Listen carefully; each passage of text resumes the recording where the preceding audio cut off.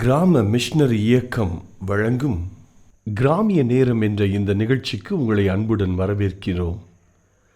கிராம மிஷனரி இயக்கம் கடந்த 27 ஆண்டுகளாக சிறுவர் மற்றும் வாலிபர் மத்தியில் ஊழியம் செய்து வருகிறது. 800க்கும் மேற்பட்ட மிஷனரிகளோடு தமிழ்நாட்டில் உள்ள 38 மாவட்டங்கள் உட்பட ஆந்திரா, ஒடிசா, கர்நாடகா, சத்தீஸ்கர், ஜார்க்கண்ட் மற்றும் மத்திய பிரதேசம் ஆகிய மாநிலங்களிலும் நற்செய்தி பணியை செய்து வருகிறது. எமது இலக்கு 1,00,000 கிராமங்கள், 7,000 மிஷனரிகள், ஒவ்வொரு மாநிலத்திலும் 500 மிஷனரிகள்.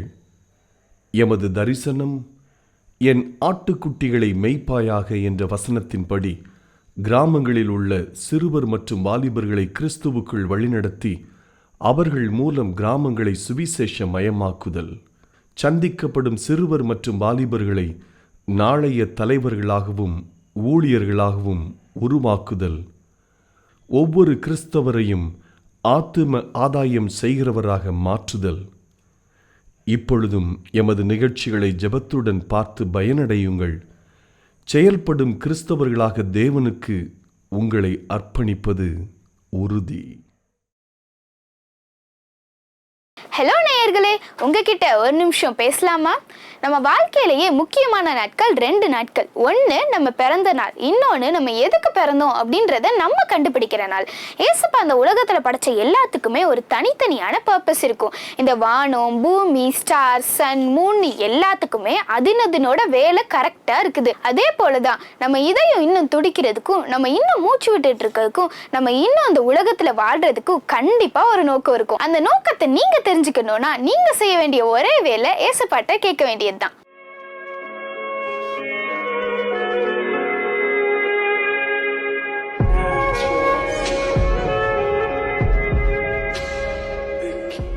ஹலோ நேயர்களே, உங்ககிட்ட ஒரு நிமிஷம் பேசலாமா?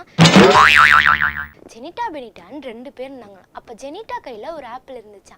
அவள் அதை சாப்பிட்டு பார்த்துட்டு, இந்த ஆப்பிள் எவ்வளோ டேஸ்ட்டாக இருக்குது, எவ்வளோ ஸ்வீட்டாக இருக்குன்னு சொன்னாலாம். உடனே பெனிட்டா இப்படி பார்த்துட்டு 2 பேர் திருப்பி நடக்க ஆரம்பித்தாங்க. திருப்பி ஜெனிட்டா அவள் கையில் இருந்த ஆப்பிளை ஒரு கடி கடிச்சிட்டு, இந்த மாதிரி ஒரு ஆப்பிளை நான் சாப்பிட்டதே இல்லையே, எவ்வளோ டேஸ்ட்டாக இருக்குது, எவ்வளோ ஸ்வீட்டாக இருக்குன்னு சொன்னாலாம். உடனே பெனிட்டா இப்படி பார்த்துட்டு, நீ மட்டும் சாப்பிட்டா அது எனக்கு எப்படி தெரியும், எனக்கும் கொஞ்சம் கொடுன்னாலாம். உடனே ஜெனிட்டா மறந்துட்டேன்னு சொன்னாலாம். இதே மாதிரி தான் நம்ம வேதத்தை கேட்டாலோ பார்த்தாலோ மட்டும் போதாது, அதை எடுத்து வாசித்து பார்த்து அதில் உள்ள சத்தியங்களை அறிஞ்சாதான் ஏசப்பாவோட இனிமைகள் நம்மளுக்கு புரியும். வேதத்தில் ஒரு வசனம் இருக்கு, கர்த்தர் நல்லவர் என்பதை ருசித்து பாருங்க. நீங்களும் ருசித்து பார்த்து பாக்கியவானா மாறுங்க. எனக்கு ஒத்தாசை வரு பர்வதங்களுக்கு நேராக என் கண்களை ஏறெடுத்து வானத்தையும் பூமியும் படைத்த சர்வ வல்லவரிடத்திலிருந்து எனக்கு ஒத்தாசை வரும். இயேசுவின் செல்லங்கள், இயேசுவின் செல்லங்கள். கோழி தன் குஞ்சுகளை கூட்டி சேர்ப்பது போல, கோழி தன் குஞ்சுகளை கூட்டி சேர்ப்பது போல் கூவி அழைக்கிறாரே ஜீவன் தந்த ரட்சகர், கூவி அழைக்கிறார் ஜீவன் தந்த ரட்சகர். சாக்கு போக்கு சொல்லாமல் ஜல்தியாய் ஓடி வந்து, சாக்கு போக்கு சொல்லாம் ஜல்தியாய் ஓடி வந்து, காக்கும் சட்டைகளுக்கு கண்டடைவாய் ரட்சிப்பு, காக்கும் சட்டைகளுக்கு கண்டடைவாய் ரட்சிப்பு. கோழி கோழி தன் குஞ்சுகளை குட்டி சேர்ப்பது போல், கோழி தன் குஞ்சுகளை குட்டி சேர்ப்பது போல் கூவி அழைக்கிறார் ஜீவன் தந்த ரட்சகர், கூவி அழைக்கிறாரே ஜீவன் தந்த ரட்சகர். தினமும் ஜெபிப்பதாலும் வேதம் வாசிப்பதா, தினமும் ஜெபிப்பதாலும் வேதம் வாசிப்பதா, நித்தமாய் இயேசு ராஜர் சட்டையின் கீழ் இருப்பார், நித்தமாய் இயேசு சட்டையின் கீழ் இருப்பார். கோழி கோழி தன் குஞ்சுகளை கூட்டி சேர்ப்பது போல, கோழி தன் குஞ்சுகளை கூட்டி சேர்ப்பது போல கூவி அழைக்கிறார் ஜீவன் தந்த ரட்சகர், கூவி அழைக்கிறாரே ஜீவன் தந்த ரட்சகர். இயேசுவின் செல்லங்கள். நாம் செய்த நீரின் கிரியைகளின் நிமித்தம் அவர் நம்மை ரட்சியாமல் தமது இரக்கத்தின்படியே மறு ஜென்மம் முழுக்கினாலும் அவர் நம்மை ரட்சித்தார். பரிசுத்த ஆவியினுடைய புதிதாக்குதலினாலும் அவர் நம்மை ரட்சித்தார். தீத்து 3:15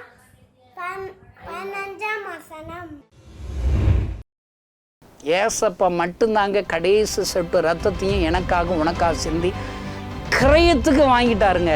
அல்லேலூயா சொல்லுங்க. யோசேப்பு சொப்பனக்காரன், விற்பனைக்கு உள்ள அடிமை, வேலைக்காரன், பலவர்ண அங்கேயே இழந்தவன், தகப்பனுடைய ஐடென்டிஃபை இழந்துட்டான். இன்னைக்கு நிறைய கிறிஸ்தவங்க திருச்சபைகள் ஏசப்பா தகப்பனுடைய பலவர்ண அங்கி சபையினாலே அங்கே சமாதானம் வரும், அங்கே போனால் சந்தோஷம் வரும், அங்கே நல்ல விடுதலை கிடைக்கும், சுகம் கிடைக்கும், பிசாசமடையிலிருந்து விடுதலை கிடைக்கும்.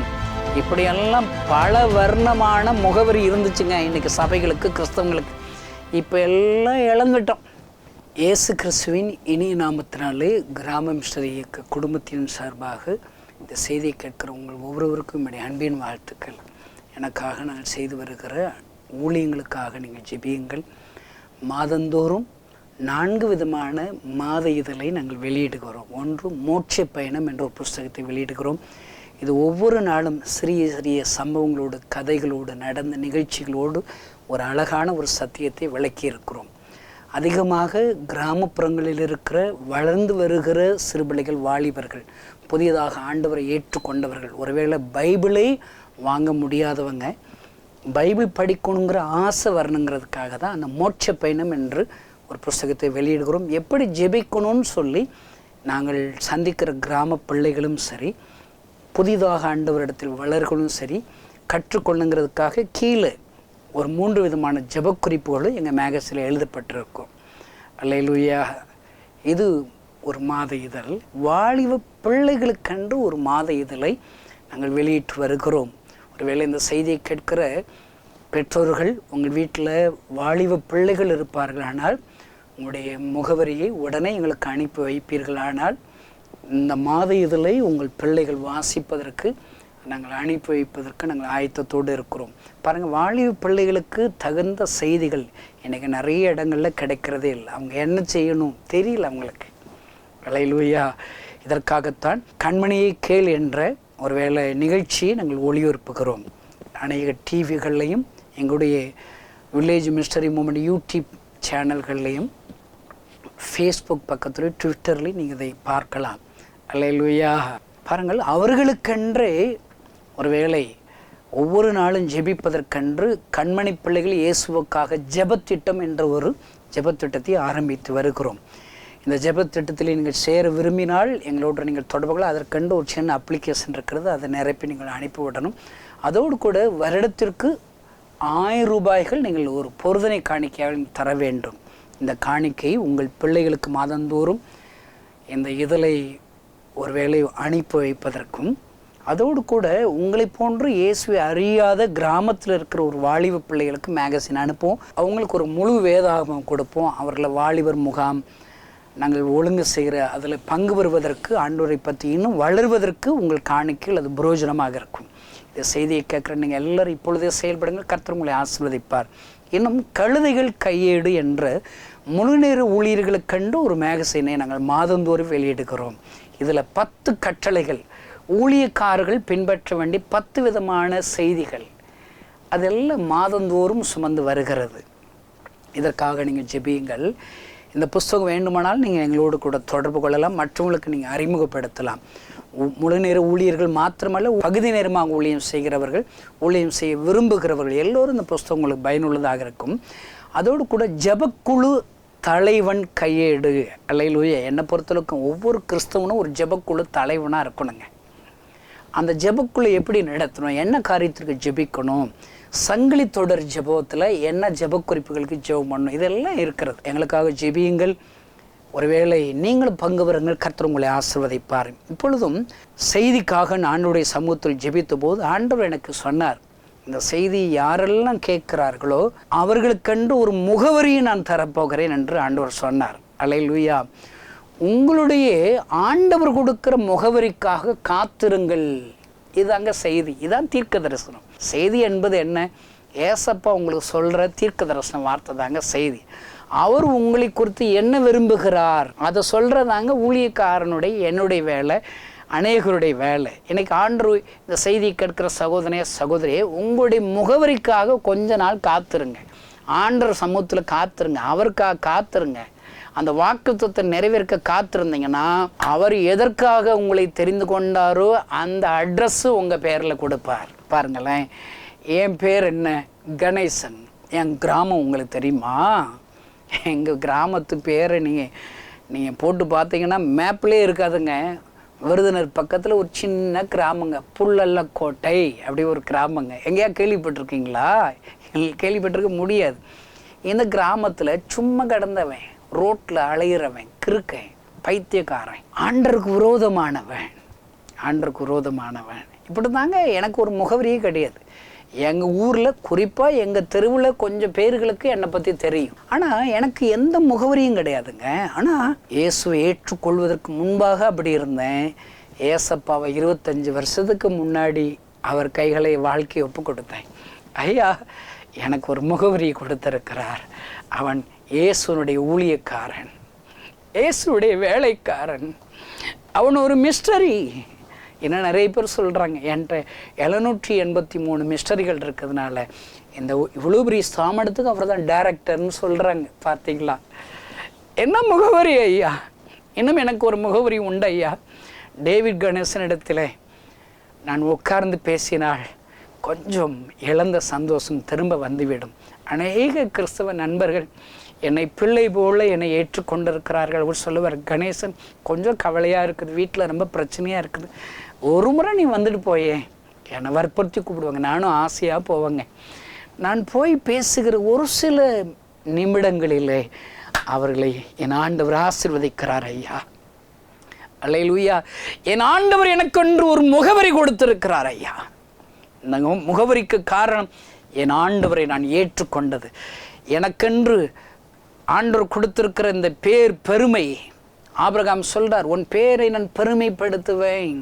இன்றைக்கு டேவிட் கணேசன் என்றால் அவர் ஒரு கிராம ஊழியக்காரர் என்று ஒரு பேரை கொடுத்திருக்கிறார் ஐயா. அல்லேலூயா.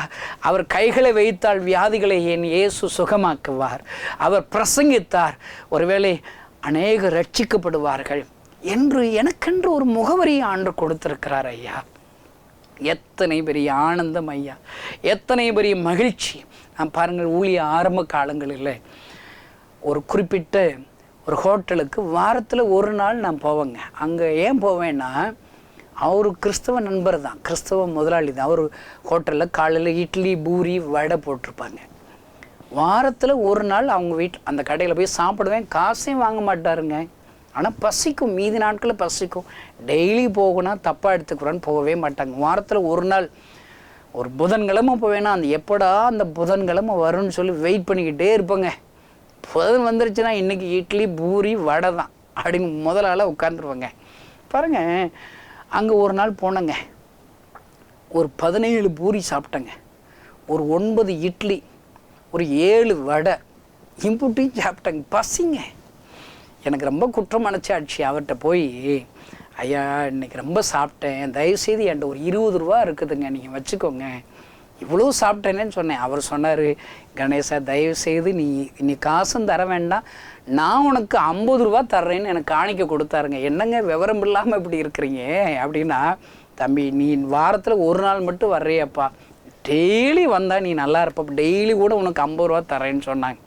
காரணம் அவர் என்ன சொன்னார், டெய்லி நாங்கள் 1 கிலோ மாவை தான் பூரி செஞ்சு நாங்கள் வியாபாரத்துக்கு வைப்போம். அந்த 1 கிலோ மாவு பூரியை விற்கிறதுக்கு காலையிலேருந்து நைட்டு வரைக்கும் இருங்க. நைட்டு கொஞ்சம் பூரியை வீட்டுக்கு கொண்டு போய் அதை தான் நைட்டு சாப்பாடு சாப்பிடுவோம் கணேசா. ஆனால் நீ வந்த அன்னைக்கு அந்த 1 கிலோ பூரி மாவும் விற்றுருது. அதுபோக ஒரு 5 கிலோ புதுசாக பூரி மாவை பிணைஞ்சிருவோம். இப்போ சொல்லிகிட்டு இருக்கும்போதே திடீர்னு அவங்க சர்வெண்ட்டை பார்த்தார். ஐயா முதலாளி ஐயா, நாங்கள் 5 கிலோ அந்த மாவை பிணைஞ்சிக்கிட்டு இருக்கோம், ஐயா வந்துட்டார்ல, கணேசன் ஐயா வந்துட்டாரங்கிறான். எனக்கு நம்ப முடியல. போங்க, நீங்கள் சும்மா சொல்கிறீங்க. நீ உட்கார் கணேசா, உட்கார். இப்போ வேடிக்கை பாருன்னு சொன்னால் நம்ம தான் உட்காந்து வாய் பேசிகிட்டு இருப்போம். அந்த ஊரில் இப்படி நடந்துச்சு, இந்த ஊரில் இப்படி நடந்துச்சு, அங்கே நடந்தாலும் பிசாசு ஓடுது, அங்கே கை வச்சா பிசாசு ஓடுது எல்லாம் சொல்லி வாய் பேசிகிட்டு இருக்கேங்க. திடீர்னு ஒரு 3 வேனில் எங்கேயோ ஊருக்கு போனவங்க வேன் நின்றுச்சுங்க. ஒவ்வொரு வேன்லேருந்து 20-30 பேர் இறங்குனாங்க. அத்தனை கடையில் இருக்கிற எல்லா இட்லி பூரி வடையெல்லாம் தின்னு முடிச்சுட்டு போயிட்டாங்க. கல்லாப்பட்டி நிறைஞ்சிருச்சுங்க. அவர் சொன்னார், நீ வர அன்னைக்கு தாண்டா இப்படி அற்புதம் நடக்குது. பார்த்தீங்களா என்ன அற்புதங்க. அவர் சொல்கிறாரு, உங்களோட ஏசப்பா இருக்கிறாரப்பா, நீ வந்தால் எங்களுக்கு ஒரு பிளஸ்ஸிங்கன்னு சொல்கிறார். ஐயா என்ன முகவரி ஐயா, இந்த செய்தி கேட்கிற சகோதரி சகோதரி, இன்றைக்கு நீ யாராக இருந்தாலும் சரி, இந்த இயேசு உனக்கு ஒரு முகவரி தர விரும்புகிறார் ஐயா. பாருங்க, லூக்கா எழுதின சுவிசேஷம் 13 அதிகாரம் 16வது வசனத்தை உங்களுக்கு வாசிக்கிறேன். இதோ சாத்தான் 18 வருஷமாய் கட்டியிருந்த ஆபிரகாமின் குமாரத்தியாகிய இவளை ஓய்வு நாளில் இந்த கட்டில் இருந்து அவிழ்த்து விட வேண்டியதில்லையா என்று கேட்கிறார். பாருங்க, 18 வருஷமாக இந்த அம்மா பேர் கூணிக்கிட்டே தான் இருப்பாங்க. இப்போ ஆண்டு விடுதலையாக்கி அவள் அட்ரஸ் கொடுத்துட்டாரு பாருங்க. இனிமே இவன் ஆபிரகாமின் குமாரத்தி, அல்லேலூயா, ஒரு முகவரி கொடுத்துட்டாரு பாருங்க. இன்னைக்கு வரைக்கும் அந்த அம்மாவை பேசுகிறோம். கூனியாக இருந்தா அதான் அட்ரஸ். அவன் இதுக்கு முன்னாடி உள்ள முகவரி. இப்போ ஆபிரகாமின் குமாரத்தி, அல்லேலூயா. நான் பிசாசு பிள்ளையாக இருந்தேங்க. சிகரெட் குடிக்கிறவன், சாராயம் குடிக்கிறவன், ஒன்றுத்துக்கு உருப்படாதவன் வீடு இருந்தேன். இப்போ டேவிட் கணேசன், அல்லேலூயா, ஏசப்பாவுடைய பிள்ளை, ஏசப்பாவுடைய அபிஷேகத்தை சுமக்கிற ஊழியக்காரன் எனக்கு முகவரி கொடுத்துட்டாரு பாருங்க. அல்லேலூயா. லாசரு கல்லறையில் கிடக்கான். அவ சிஸ்டர் சொல்கிறாங்க, நாரி போகுமே. இப்படி தாங்க முகவரி. நாரி போன லாசருவை உயிரோடு எழுப்பி ஆண்டவர் மகிமையான காரியத்தை செய்கிறார். அல்லேலூயா. இளைய குமாரன் பண்ணி மேய்ச்சிக்கிட்டு இருப்பானே அவன் தானா, ஃப்ரெண்ட்ஸு கூட உபச்சாரம் பண்ணிக்கிட்டு இருப்பானே அவன் தானா, அவன் முகவரியே போச்சுங்க, கீழ்த்தரமாக போச்சு. ஆனால் அப்பாட்ட வந்தால் ஆண்டவர் பெரிய ஒரு விருந்து சாலை பண்ணி அவனுடைய அழுக்கு ட்ரெஸ்ஸு மாற்றுறார், அவனுடைய அடையாளத்தை மாற்றுகிறார், முகவரியை மாற்றுகிறார். ஐயா, இந்த செய்தியை கேட்கிற சகோதரனை சொன்னி யாராக இருந்தாலும் சரி, ஆண்டவர் உனக்கு சொல்கிறாரு, ஏசப்பா உனக்கு கொடுக்குற முகவரிக்காக நீ காத்துரு. ஓ முகவரி ஏசப்பா இன்னைக்கு மாற்ற போகிறார். அல்லேலூயா. யோசேப்பு வாழ்க்கையில் நான் தியானித்து பார்த்தா என்ன ஆண்டவருங்க, அந்த யோசேப்பின் ஆண்டவர் இன்னைக்கு எங்கே இருக்கிறாரு? அவர் நேற்று இன்றும் என்றும் மாறாதவராக இருக்கிறார். எனக்கு ரொம்ப சோறு வந்தாலே யோசேப்பை தியானிக்க ஆரம்பிச்சிருவேங்க. அவன் முகவரி பாருங்க, நீ கொஞ்சம் அப்படியே வாசித்து பார்த்தா திடீர்னு அவங்க சகோதரர்கள் அவனுக்கு வச்ச முகவரி என்ன தெரியுமா? இவன் சொப்பனக்காரங்கிறான். சொப்பன் மாற்றிக்கிட்டே இருக்கிறது. நானும் கனவு வாங்குறேங்க. என்னை குறித்து நிறைய பேர் இப்படி தான் சொல்கிறாங்க. எனக்கு என்ன கனவு? 7000 மிஷனரிகளை எழுப்ப போகிறேன், 1,00,000 கிராமங்களை ஏசப்பாவுக்கு சொந்தமாக மாற்ற போகிறேங்க நான் சாகுறதுக்குள்ளே. எல்லாம் இவன் சொப்பனக்காரன்றாங்க.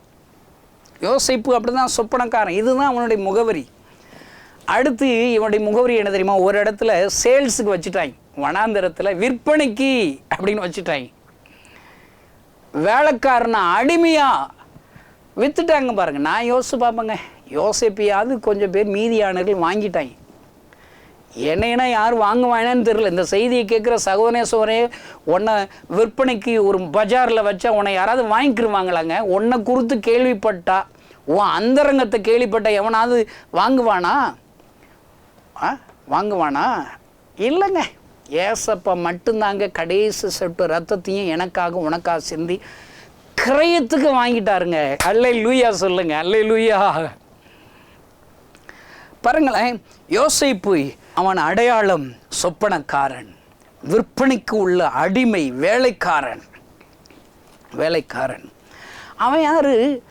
பலவர்ண அங்கேயே இழந்தவன், தகப்பனுடைய ஐடென்டிஃபையை இழந்துட்டான்.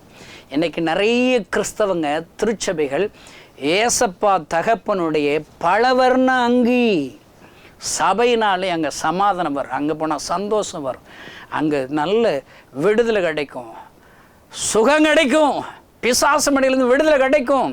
இப்படியெல்லாம் பல வர்ணமான முகவரி இருந்துச்சுங்க இன்றைக்கி சபைகளுக்கு, கிறிஸ்தவங்களுக்கு. இப்போ எல்லாம் இழந்துட்டோம். யோசேப்பு அப்படி தாங்க இழந்துட்டான். தகப்பன் கொடுத்த அந்த அடையாளத்தை, பலவர்ணி அங்கேயே இழந்துட்டான் பாருங்க, இழந்துட்டான். நிறைய சகோதரர்கள் அவன் அப்பா சொல்கிறாரு, ஆதியாகமம் 37:33 அவன் பீருண்டு போனான். என்னாச்சு? அவன் கதை முடிஞ்சதுன்னு அவன் அப்பா நினச்சிட்டாருங்க. இந்த செய்தியை கேட்குற சகோதர சகோதரி, இன்றைக்கு நிறைய பேர் அவன் அந்த காலத்தில் நல்லா வாழ்ந்தாங்க, அந்த காலத்தில் நல்லா வியாபாரம் பண்ணாங்க, இப்போ அதெல்லாம் முடிஞ்சிச்சுல, அவங்க பீருண்டு போயிட்டாங்க, கடங்காரங்களாக போயிட்டாங்க. இப்படி உங்களை குறித்து சாட்சி சொல்கிறாங்களா, உங்களை குறித்து அடையாளம் காண்பிக்கிறாங்களா, உங்களை குறித்து முகவரி கொடுக்குறாங்களா? கவலைப்படாதீங்கங்க. ஆண்டவர், யோசேப்பின் ஆண்டவர் உங்கள் கூட பேசிக்கிட்டு இருக்கிறார். அவர் விடுவாரங்க. உங்கள் வாழ்க்கை முடிந்தது என்று எல்லாராலையும் சொல்ல வைப்பாரங்க. என்ன முடிஞ்சதுனாலும் எங்கள் அப்பா ஏசப்பா உங்கள் கூட இருக்கிற வரைக்கும் அவர் பெரிய ஒரு தொடக்கத்தை கொடுப்பாருங்க. அல்லேலூயா. அவருடைய முகவரி அட்ரஸ் என்ன? சிறைச்சாலை தான் அவன் அட்ரஸ். யோசிப்பு போய் குற்றச்சாட்டு அங்கே போய் போட்டாங்க. சிறைச்சாலை தான் அவனுடைய முகவரி. இன்றைக்கு எல்லா பக்கம் நெருக்கமும் இருள் தான் உன்னுடைய முகவரியாக இருக்கிறதோ? ஏன் இந்த உலகத்திலே வாழ்ந்தேன், இலக்கில்லாத நான் பிரயாணம் செய்து கொண்டிருக்கிறேன், பொய்யான குற்றச்சாட்டு தான் என்னுடைய முகவரி, எல்லாம் இழந்து போயின்னு இருக்கிறேன் என்று புலம்பலோடு இந்த வார்த்தை கேட்கிற சகோதரனே சகோதரியே, அல்லேலூயா. இதெல்லாம் கொஞ்ச காலங்கள் தான், கொஞ்ச மாதங்கள் தான், கொஞ்ச வருஷங்கள் தான். யோசேப்புக்கு ஆண்டவர் யோசேப்பின் மீது அவருடைய கண்கள் வருகிறது ஐயா, அவருடைய காலங்கள் வருகிறது. என் ஆண்டவர் எந்த ஜனங்கள் இவனை அவமானப்படுத்தினார்களோ, எந்த ஜனங்கள் பொய்யாக யோசேப்பை குற்றம் சாட்டினார்களோ, எல்லாருடைய கண்களுக்கு முன்பாக அவருடைய அடையாளத்தை என் ஆண்டவர் மாற்றத் தொடங்குகிறார் ஐயா. அல்லேலூயா.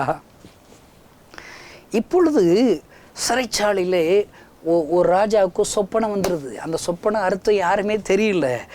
அப்போ தான் அங்கே இருக்கிற ஒருவனுக்கு இந்த சொப்பனத்தின் அர்த்தத்தை சொல்லுகிற ஒருவன் இருக்கிறான். அவன் என்ன சொல்கிறானோ அதன்படி என் வாழ்க்கையில் நடந்துச்சு. ஆதியாகமம் 41:12 நீங்கள் வாசித்து பாருங்க. ஆண்டவர் இவனுடைய முகவரியை மாற்றுகிறார். அவன் சொல்லுகிற பிரகாரமாகவே என்னுடைய வாழ்க்கை நடந்தது. அருமையான இந்த செய்தியை கேட்கிற சகோதரனே சகோதரி, இதுவரை உன்னை சொப்பனக்காரனாக பார்த்தார்களா, அடிமையாக வேலைக்காரனாக பார்த்தார்களா, அற்பமாய் எண்ணினார்களா? சிறையிருப்பு தான் உன்னுடைய முகவரியாக இருந்ததா, அழுகை தான் உன்னுடைய முகவரியாக இருந்ததா? ஆண்டவர் யோசேப்புடைய முகவரியை மாற்றுகிறார். அவன் சொல்லுகிற பிரகாரமாகவே என் வாழ்க்கை நடந்தது. அல்லேலூயா. அவனுடைய முகவரி மாற்றுற. அப்போ ராஜா கூப்பிட்றாரு அவனை. ராஜா அவனை கூப்பிட்டு விசாரிக்கிற. அவர் சொல்கிற சாட்சி என்ன தெரியுமா? அப்பொழுது பார்வோன் தன் ஊழியக்காரரை நோக்கி 38 41 தேவ ஆவியை பெற்ற இந்த மனுஷன், பார்த்தீங்களா, யோசேப்பு தேவ ஆவியை பெற்ற மனுஷன். ஆண்டவர் மாற்றுகிறார் ஐயா, முகவரி மாற்றுகிறார் ஐயா, அட்ரஸ் கொடுத்துட்றாருங்க. இந்த முகவரிக்காக யோசேப்பு காத்திருக்கிறான் ஐயா. இந்த செய்தியை கேட்கிற சகோதரனே சகோதரியே, நீங்கள் சாதாரணமானவங்கள் இல்லைங்க. இன்றைக்கு இருக்கிற நிலைமைகளை நினச்சி நீங்கள் அழாதீங்க. எப்பொழுது என்னுடைய வாழ்க்கை மாறப்போகிறது என்ற கேள்வியோடு இருக்காதீங்க. உங்கள் வேலை என் வேலை என்ன தெரியுமா? ஏசப்பா ஒரு நாள் வருவார். 18 வருட கூனியை சுகமாக்கும்படி ஒரு ஆலயத்திற்கு ஒரு நாள் வந்து அவளை என் ஆண்டவர் தொட்டு சுகமாக்கினது போல, அவளுடைய முகவரியை மாற்றினது போல, ஒருவேளை லாரி போன லாசருவை போல மரித்த நிலைமையில கடலில் அடக்கம் பண்ணப்பட்டு இருந்தாலும் என் ஆண்டவர் வருவார் ஐயா.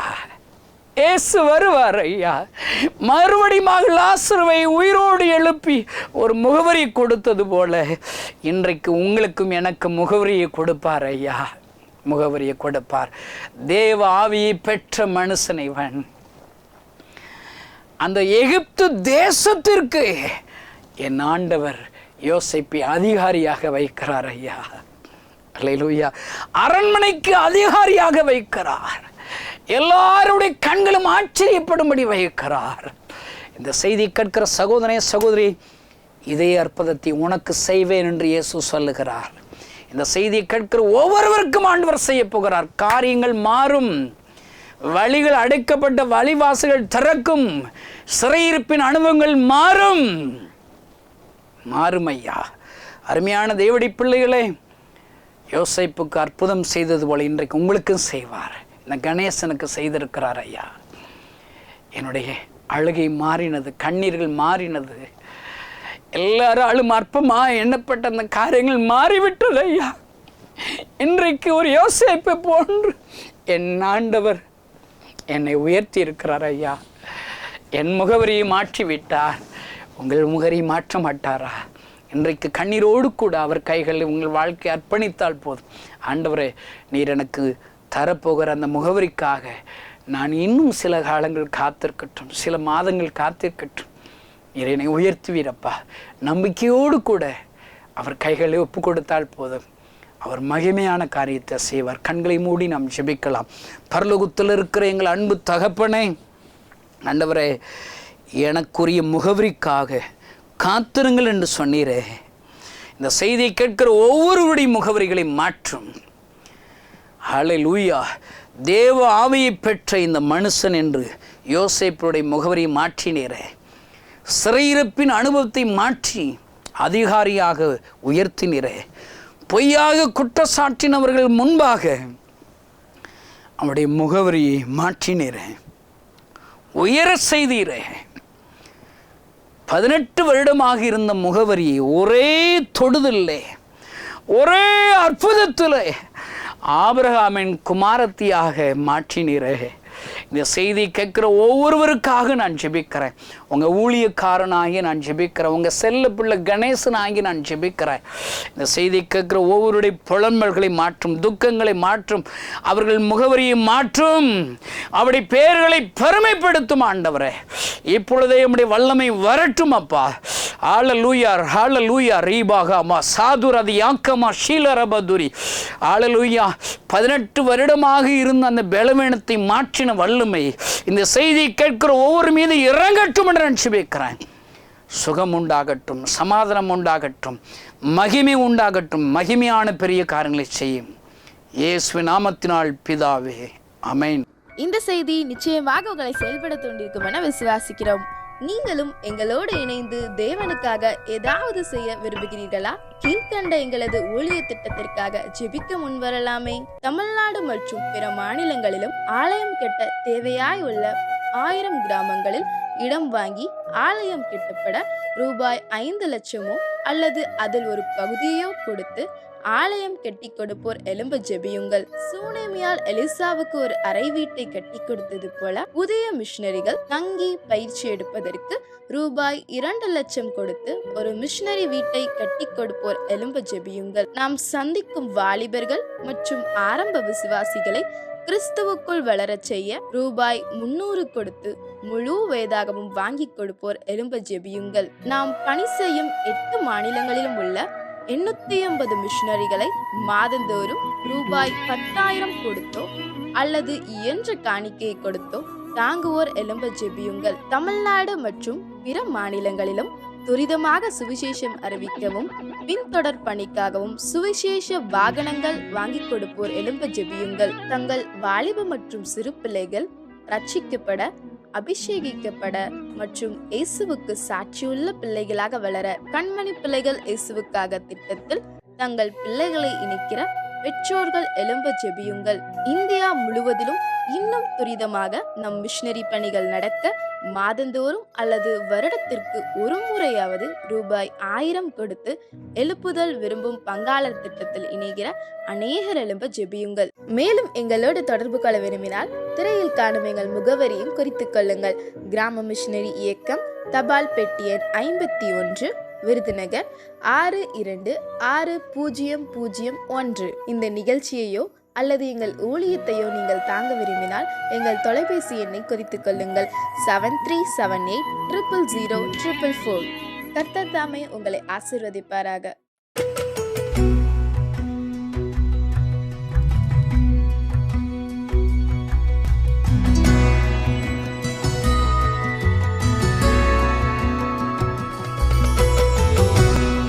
கர்த்தருடைய பரிசுத்த நாமத்திற்கு மகிமை உண்டாவதாக.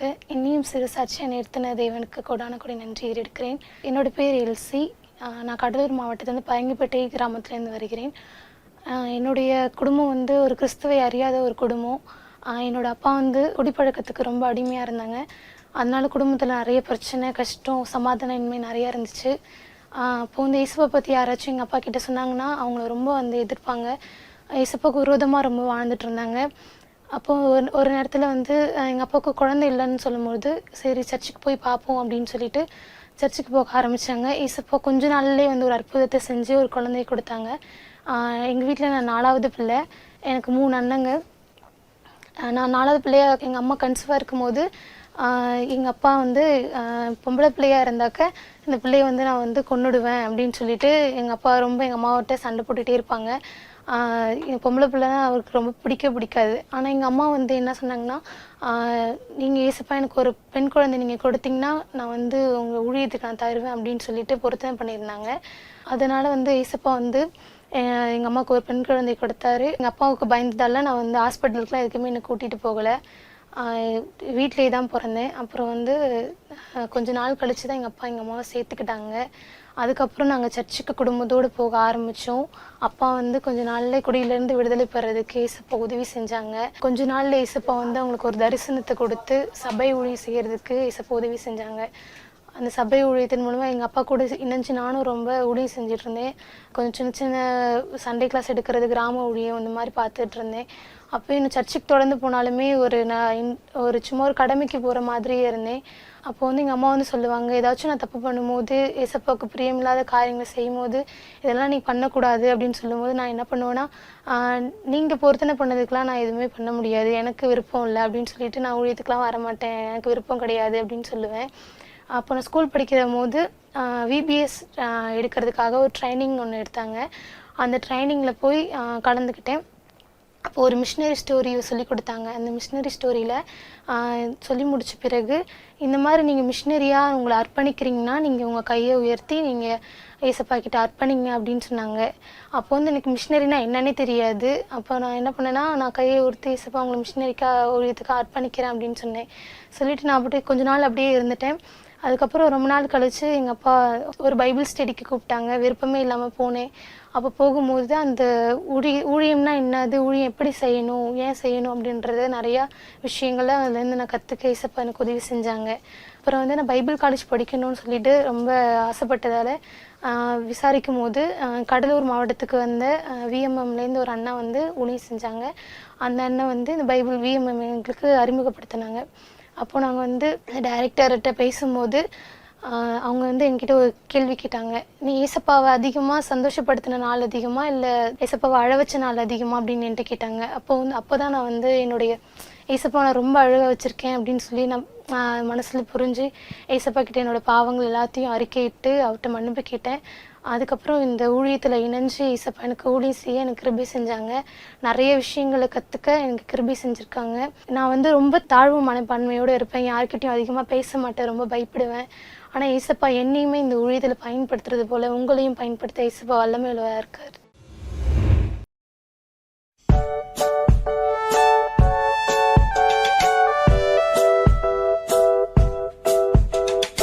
ஹாய் குட்டீஸ், எல்லோரும் எப்படி இருக்கீங்க? பாடலும் உங்களுக்கு கற்றுத்தரோம். நீங்களும் அந்த பாட்டை பாருங்கள், ஆக்ஷனும் சொல்லித்தரோம். அதையும் பார்த்து வீடுகளில் நல்லா டான்ஸ் ஆடி பாட்டு பாடி நல்லா என்ஜாய் பண்ணுங்கள். ஓகேவா? இப்போ நாங்கள் பாடுறோம், நீங்கள் கேளுங்க. ஜிங்கிடி ஜிக்கா ஜிங்கிடி ஜிக்கா ஜிங்கிடி ஜிக்கா, ஹே ஜிங்கிடி ஜிக்கா ஜிங்கிடி ஜிக்கா ஜிங்கிடி ஜிக்கா, கிறிஸ்மஸ் வந்தாச்சு, கிருபை கிடைச்சாச்சு, கவலையெல்லாம் மறந்து கொண்டாடுவோம். கிறிஸ்மஸ் வந்தாச்சு, கிருபை கிடைச்சாச்சு, கவலையெல்லாம் மறந்து கொண்டாடுவோம். இன்னலில்லையே ஓஹோ அண்ணலே சுவை, இன்னலில்லையே ஓஹோ அண்ணலே சுவை, இன்று போல் என்றும் நாம் இயேசுவை உயர்த்துவோம், பெற்றுக்கொண்ட நன்மைகளை பகிர்ந்திடுவோம். இன்று போல் என்றும் நாம் இயேசுவை உயர்த்துவோம், பெற்றுக்கொண்ட நன்மைகளை பகிர்ந்திடுவோம். அன்பால் கொடுத்திடு, எளியவரை நினைத்திடு, கிறிஸ்மஸ் இதுவே, ஹாப்பி கிறிஸ்மஸ். அன்பால் கொடுத்திடு, எளியவரை நினைத்திடு. கிறிஸ்மஸ் இதுவே, ஹாப்பி கிறிஸ்மஸ்.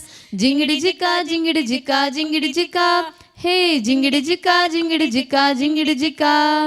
இதுக்கான ஆக்ஷன் பார்க்கலாமா? ஜிங்கிடி ஜிக்கா ஜிங்கிடி ஜிக்கா ஜிங்கிடி ஜிக்கா, ஹே ஜிங்கிடி ஜிக்கா ஜிங்கிடி ஜிக்கா ஜிங்கிடி ஜிக்கா. கிறிஸ்மஸ் வந்தாச்சு, கிருப கிடைச்சாச்சு, கவலையெல்லாம் மறந்து கொண்டாடுவோம். கிறிஸ்மஸ் வந்தாச்சு, கிருப கிடைச்சாச்சு, கவலையெல்லாம் மறந்து கொண்டாடுவோம். இன்னல் இல்லையே ஓஹோ அண்ணல் இயேசுவை, இன்னல் இல்லையே ஓஹோ அண்ணல் இயேசுவை. இன்று போல் என்றும் நாம் இயேசுவை உயர்த்துவோம், பெற்றுக்கொண்ட நன்மைகளை பகிர்ந்திடுவோம். இன்று போல் என்றும் நாம் இயேசுவை உயர்த்துவோம், பெற்றுக்கொண்ட நன்மைகளை பகிர்ந்திடுவோம். அன்பால் கொடுத்திடு, எளியவரை நினைத்திடு, இதுவே கிறிஸ்மஸ், ஹாப்பி கிறிஸ்மஸ். அன்பால் கொடுத்திடு, எளியவரை நினைத்திடு, இதுவே கிறிஸ்மஸ், ஹாப்பி கிறிஸ்மஸ். அன்பால் கொடுத்திடு, எளியவரை நினைத்திடு, இதுவே கிறிஸ்மஸ், ஹாப்பி கிறிஸ்மஸ். ஜிங்கிடி ஜிக்கா ஜிங்கிடி ஜிக்கா ஜிங்கிடி ஜிக்கா, ஹே ஜிங்கிடி ஜிக்கா ஜிங்கிடி ஜிக்கா ஜிங்கிடி ஜிக்கா. ஜிங்கிடி ஜிக்கா ஜிங்கிடி ஜிக்கா ஜிங்கிடி ஜிக்கா, ஹே ஜிங்கிடி ஜிக்கா ஜிங்கிடி ஜிக்கா ஜிங்கிடி ஜிக்கா.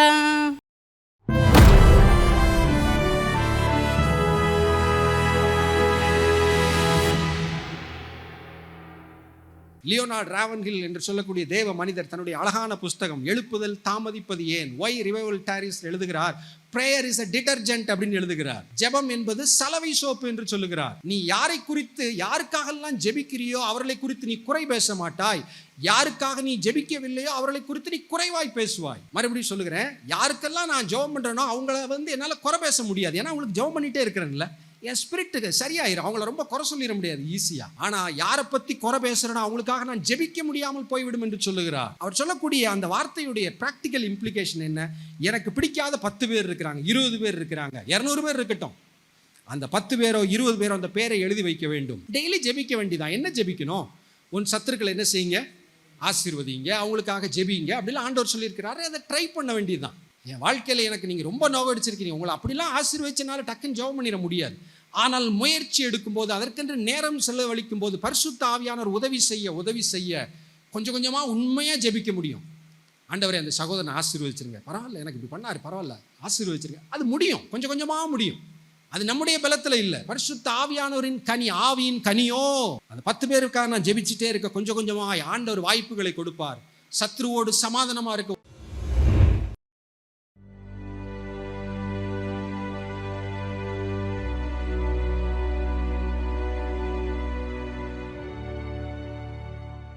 இயேசு கிறிஸ்துவின் நாமத்தினாலே எங்கள் அன்பின் வாழ்த்துக்களை நாங்கள் தெரியப்படுத்திக் கொள்கிறோம். தேசத்தை அசைத்ததான அநேக மிஷனரி சம்பவங்களை இந்த டிவி மூலமாக நீங்க கேட்டுக்கொண்டிருக்கீங்க. இன்றைக்கு தேசத்தை அசைத்ததான சார்லஸ் பின்னியை பற்றி நாம் பார்க்க போகிறோம். அப்போஸ்தலனாகிய பவுலுக்கு பின் மாபெரும் சுவிசேஷராக விளங்கியவர் இந்த சார்லஸ் பின்னி ஆவார். இந்த சார்லஸ் பின்னி எழுப்புதலினாலே தேசத்தை அசைத்தவர். இவரை போல யாருமே இருக்க முடியாது. இந்த சார்லஸ் பின்னியை எழுப்புதலின் தந்தை என்று கூறுவார்கள். இந்த சார்லஸ் பின்னியை தேவன் இவ்வளவு வல்லமையாக பயன்படுத்த காரணம் என்ன என்று பார்ப்போமா? 1792 ஆண்டு இந்த சார்லஸ் பின்னி அமெரிக்காவில் பிறந்தார். சட்ட கல்லூரியில் படித்து வந்தார். வாலிப நாட்களில் பாவ உணர்வு அடைந்ததான இந்த சார்லஸ் பின்னி ஒரு நாள் அலுவலகத்துக்கு சென்று கொண்டிருக்கும் போது இயேசு கிறிஸ்துவின் சிலுவை காட்சியை இவர் பார்த்தார். பார்த்த உடனே அப்படியே ஸ்தம்பித்து நின்று விட்டார். நின்ற சார்லஸ் பின்னி தன் கண்களில் இருந்து கண்ணீர் வடிய வடிய அழுது கொண்டே நின்று கொண்டிருந்தார். மரங்கள் நிறைந்ததான ஒரு காட்டுப்பகுதிக்கு ஓடினார். அங்கே ஓடி தன் பாவங்களை அறிக்கையிட்டு கதறி அழுது ஜெபிக்க ஆரம்பித்தார். ஜெபிக்க ஆரம்பித்த உடனே தேவன் அவரை தொட்டதை அவர் உணர்ந்தார். அங்கு தேவனுடைய ரட்சிப்பை இந்த சார்லஸ் பின்னி பெற்றுக்கொண்டார். அன்று மாலையிலேயே அவர் பரிசுத்த ஆவியின் வழிந்தோடும் வல்லமையான அபிஷேகத்தை அவர் பெற்றுக்கொண்டார். அன்று முதல் அதிகாலை ஜெபத்திற்கு இந்த சார்லஸ் பின்னி இடம் கொடுத்தார். இடம் கொடுத்த இந்த சார்லஸ் பின்னி ஒரு வல்லமையான மனிதனாக மாற துவங்கினார். அந்த சார்லஸ் பின்னியின் முகத்திலே எப்பொழுதுமே ஒரு வல்லமை, ஒரு ஒளி குடிகொண்டு இருக்கும். இவரது உள்ளம் தேவ அன்பினால் எப்போதுமே நிரம்பிக் கொண்டே இருக்கும். இந்த சார்லஸ் பின்னி ஜெப வாழ்விற்கும் பரிசுத்தத்திற்கும் மன்றாடி ஜெபிப்பதற்கும் பரிசுத்த ஆவியின் நிறைவிற்கும் மிகவும் முக்கியத்துவம் கொடுத்தவர். இவருடைய வாயிலிருந்து வல்லமையான வார்த்தைகள் புறப்படும். இவருடைய கண்களில் பரிசுத்த ஆவியின் நிறைவு வல்லமையாக வழிந்தோடும். நியூயார்க் மில்ஸ் என்ற இடத்தில் இந்த சார்லஸ் ஃபின்னி ஊழியம் செய்து கொண்டிருந்தார். ஒரு நாள் பருத்தி ஆலைக்கு இவர் கடந்து சென்றார். அங்கு செல்லும் போது இந்த சார்லஸ் ஃபின்னியை நோக்கி வந்ததான ஒரு இளம்பெண் 10 அடி தூரத்தில் இருக்கும் போதே இந்த பெண் கீழே விழுந்து பாவ உணர்வடைந்து கதறி அழுது ஜெபிக்க ஆரம்பித்தார். இந்த பெண்ணு மாத்திரமல்ல, அந்த ஆலையிலே பணிபுரிகிற அத்தனை பேரும் கீழே உருண்டு பாவ உணர்வடைந்து கதறி அழுது ஜெபிக்க ஆரம்பித்தார்கள். அப்பொழுது அந்த பருத்தி ஆலையின் முதலாளி வேலையெல்லாம் நிறுத்த சொன்னார். நிறுத்த சொல்லி எல்லாரையும் அந்த ஒரு பெரிய அறையிலே கூடி உட்கார வைத்தார். அப்பொழுது இந்த சார்லஸ் ஃபின்னி எழும்பி தேவனின் அன்பையும் வல்லமையும் மகிமையும் அந்த இடத்துல எடுத்து உரைக்க ஆரம்பித்தார். எடுத்து உரைத்த உடனே தேவனுடைய வல்லமை அந்த அறை முழுவதும், பரிசுத்தாவியோட அபிஷேகம் அந்த அறை முழுவதும் நிறைய தொடங்கினது. நிறைந்த உடனே யாருமே அழுகாதவர்கள் இருக்க முடியாது. எல்லோருமே மனம் திரும்பி தேவனுக்கு தங்களை அர்ப்பணித்தார்கள். இந்த சம்பவங்கள் மாத்திரமல்ல, இந்த சார்லஸ் ஃபின்னியின் மூலமாக இன்னும் நிறைய சம்பவங்கள் உண்டு. லண்டன் மாநகரில் நடந்த கூட்டங்களில் ஒவ்வொரு நாளும் 2000 பேர் 3000 பேர் ரட்சிக்கப்பட்டு மனம் திரும்பினர். அது மாத்திரமல்ல, இந்த சார்லஸ் ஃபின்னி பிரசங்கிக்கும் போது கர்த்தருடைய வல்லமை அபரிமிதமாக இறங்குவதால் ஜனங்கள் கீழே விழுந்தும் முழங்காலை நின்றும் மணிக்கணக்காக ஜெபித்து கொண்டே இருப்பார்களாம். இந்த சார்லஸ் ஃபின்னி தனது 83வது வயது வரை பிரசங்கம் பண்ணி கொண்டே இருந்தார். இந்த ஒரு தனி நபருடைய வாழ்விலே தேவன் சந்தித்து கோடிக்கணக்கான மக்களின் வாழ்வில் எழுப்புதலை கொண்டு வந்தது. ஒரு தனி மனிதனுடைய வாழ்வை தேவன் சந்தித்து கோடிக்கணக்கான மக்களின் வாழ்வில் எழுப்புதலை கொண்டு வந்தது. தேசங்களில் எழுப்புதலை கொண்டு வந்தது. இதை பார்த்து கொண்டிருக்கிற அருமையான ஆமீன் வில்லேஜ் டிவி நேயர்களே, நீங்களும் ஒரு எழுப்புதலின் பாத்திரமாக மாற விரும்புகிறீர்களா? நீங்களும் இந்த சார்லஸ் ஃபின்னியை போல ஜெப வாழ்விற்கும் பரிசுத்தாவியின் நிறைவுக்கும் பரிசுத்தத்தை குறித்ததான வாஞ்சைக்கும் வேத வாசிப்புக்கும் தேவனுடைய கட்டளைகளுக்கு கீழ்ப்படுதலுக்கும் உங்களை ஒப்புக் கொடுப்பீர்களானால் நீங்களும் சார்லஸ் ஃபின்னியை போல தேவன் உங்களை அக்கினி ஜுவாலையாக பயன்படுத்துவார் என்பதில் எந்த சந்தேகமில்லை. உங்களையும் தேவன் சரித்திரம் பேசும்படி கர்த்தர் உதவி செய்வார். ஆமேன். God bless you.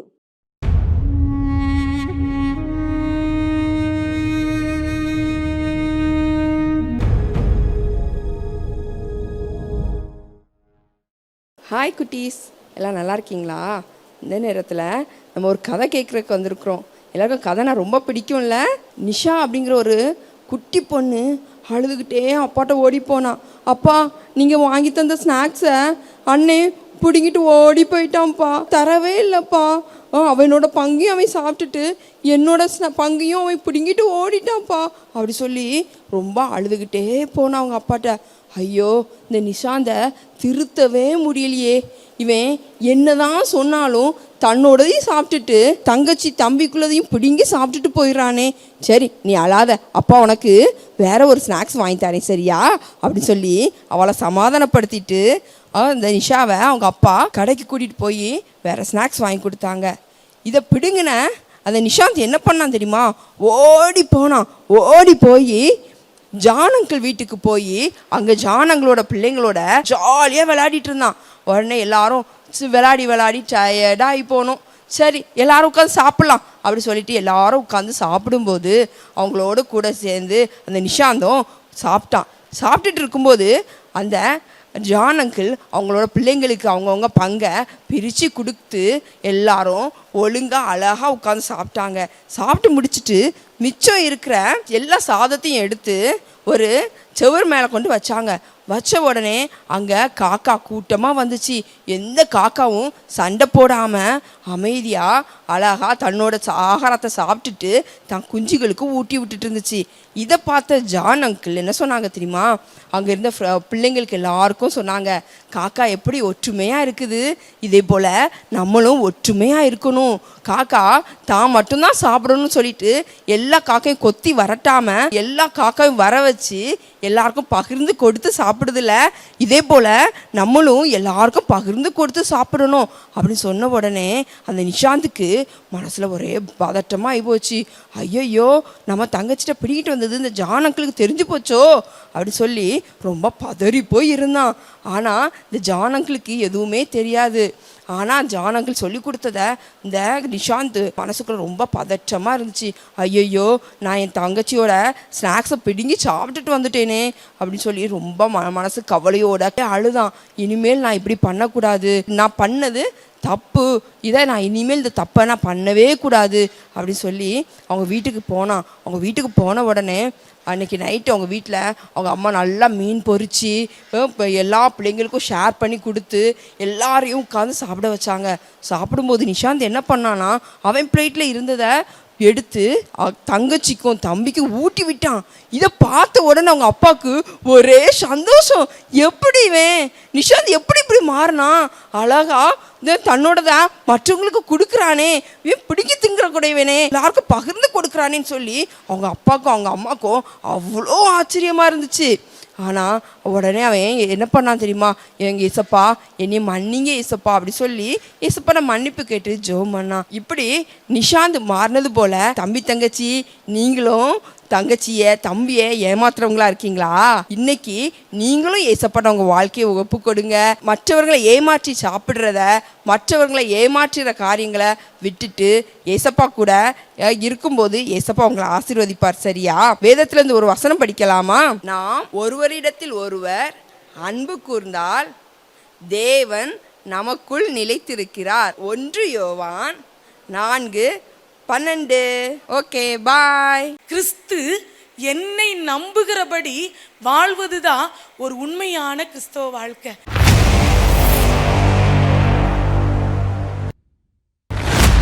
ஒரு உண்மை சம்பவத்தை உங்களோடு பகிர்ந்து கொள்ள விரும்புகிறேன்.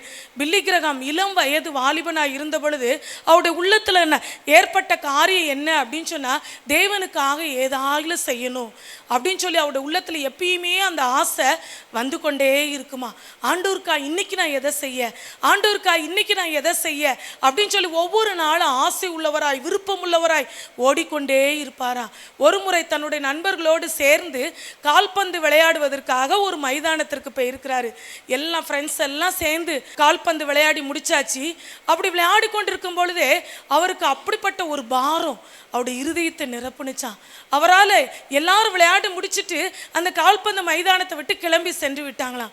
ஆனால் இவரால் அந்த இடத்தை விட்டு பிரிந்து போகவே முடியலையா. அழுது கதறி கதறி ஜெபித்து கொண்டே இருக்கிறாரா. 4 மணி நேரம் ஜெபித்தாரா. என்ன ஜெபித்தார் அப்படின்னு சொன்னால், என்னை நம்பும் ஆண்டவரே, என்னை நம்பும் ஆண்டவரே அப்படின்னு சொல்லி ஜெபித்தாரா. அவருடைய ஜெபம் என்னை நம்பும் ஆண்டவரே அப்படிங்கிற அந்த ஒரு வரி உள்ள ஜெபமாக இருந்தது. அந்த என்னை நம்பும் ஆண்டவரே என்று சொல்லி அவர் ஜெபித்த அந்த ஜெபத்தை கேட்டு தேசமெங்கிலும் தேவன் பில்லி கிரகாமை கொண்டு பெரிய காரியங்களை செய்தார் என்று சொல்லி நம்ம பார்க்கிறோம். அநேக நேரங்களில் நம்ம என்ன நினைக்கிறோம் அப்படின்னு சொன்னால், ஆண்டவரை நம்புகிற ஒரு வாழ்க்கை வாழ்கிறது தான் கிறிஸ்தவ வாழ்க்கை அப்படின்னு சொல்லி நம்ம நினைக்கிறோம். அது மட்டுமல்ல, கிறிஸ்து என்னை நம்புகிறபடி வாழ்கிறது தான் உண்மையான கிறிஸ்தவ வாழ்க்கை.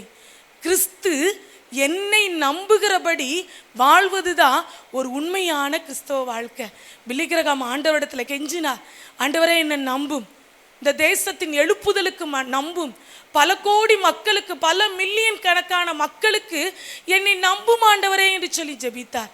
இன்னைக்கும் தேசத்தின் எழுப்புதலுக்கு நீங்க செய்ய வேண்டிய காரியம் என்ன தெரியுமா? என்னை நம்பும் ஆண்டவரே, என்னை நம்பும் ஆண்டவரே அப்படின்னு சொல்லி நீங்க கேளுங்க.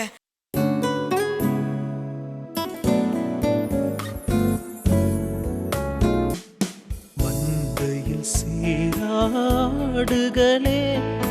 எங்கிலும் கோடி கோடி உண்டே, சிந்தையில் ஆன்ம பாரம் கொண்டே தேடுவோம் வாரீர் திருச்சபையே. மந்தையில் சேராடுகளே, அழைக்கிறாரேசு, அவரிடம் பேசு, நடத்திடுவார். அழைக்கிறாரேசு, அவரிடம் பேசு, நடத்திடுவார்.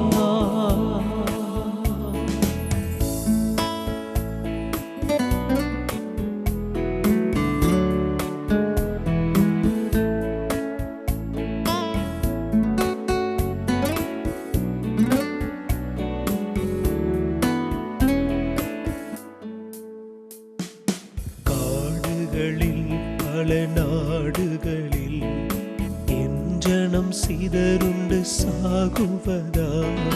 காடுகளில் பல நாடுகளில் என் ஜனம் சிதறுண்டு சாகுவதா? பாடுபட்டேன் அதற்காகவுமே, தேடுவோர் யார் என் நாடுகளை? பாடுபட்டேன் அதற்காகவுமே, தேடுவோர் யார் என் நாடுகளை? அழைக்கிறார் இயேசு, அவரிடம் பேசு, நடத்திடுவார். அழைக்கிறார் இயேசு, அவரிடம் பேசு, நடத்திடுவார்.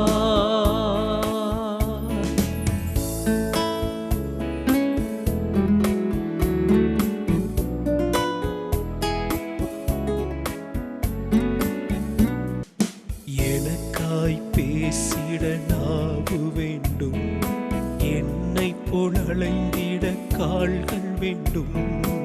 எனக்காய் பேசிட நாவு வேண்டும், என்னை போல் அலைந்திட கால்கள் வேண்டும். என்னில் அன்பு கூற ஆட்கள் வேண்டும், இதை உன்னிடம் கேட்கிறேன் தர வேண்டும். என்னில் அன்பு கூற ஆட்கள் வேண்டும், அதை உன்னிடம் கேட்கிறேன் தர வேண்டும். அழைக்கிறார் இயேசு, அவரிடம் பேசு, நடத்திடுவார்.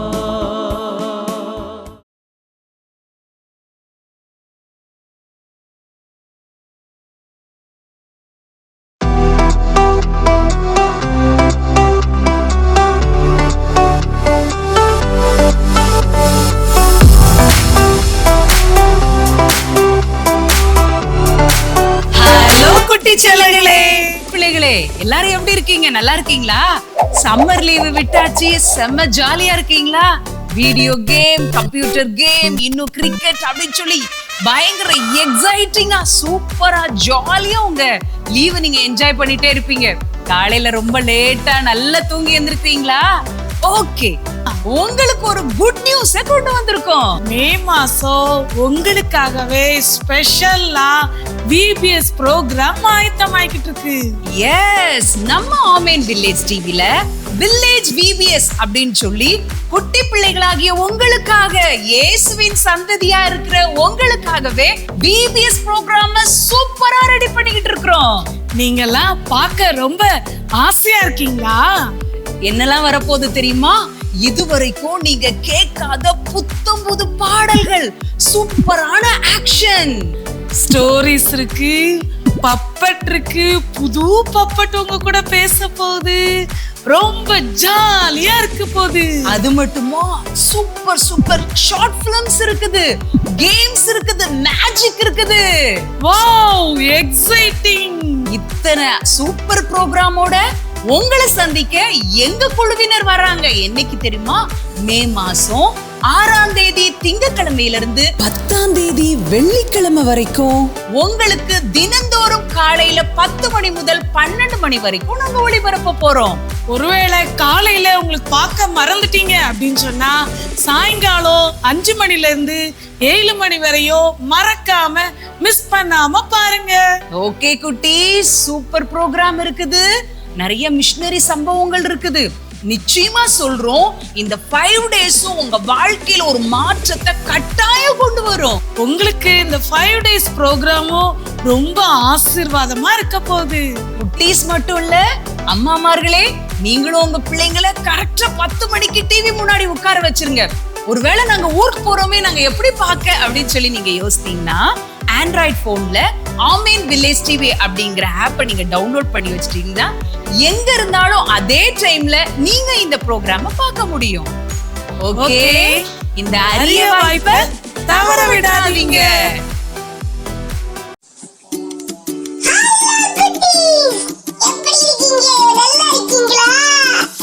ஒரு குட் நியூஸ் உங்களுக்கு சொல்ல போறேன். நீங்க ஆவலோடு எதிர்பார்த்திருக்கும் நம்ம வில்லேஜ் VBS 2024 வந்தாச்சு.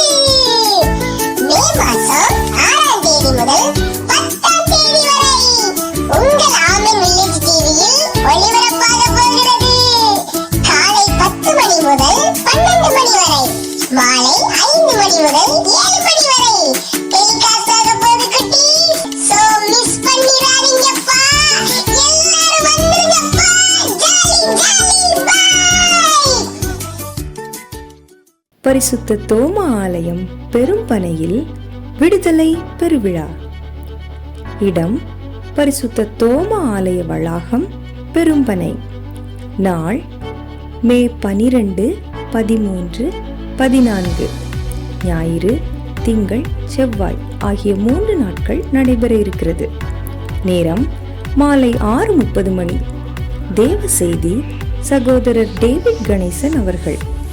உங்கள் வாழ்வின் பாவக்கட்டுகள் அகன்று நித்தியத்திற்கான சமாதானமுள்ள விடுதலை வாழ்வை பெற்றுக்கொள்ள விடுதலை பெருவிழாவில் குடும்பமாய் கலந்து கொண்டு தேவ ஆசீர்வாதம் பெற்று செல்லுங்கள்.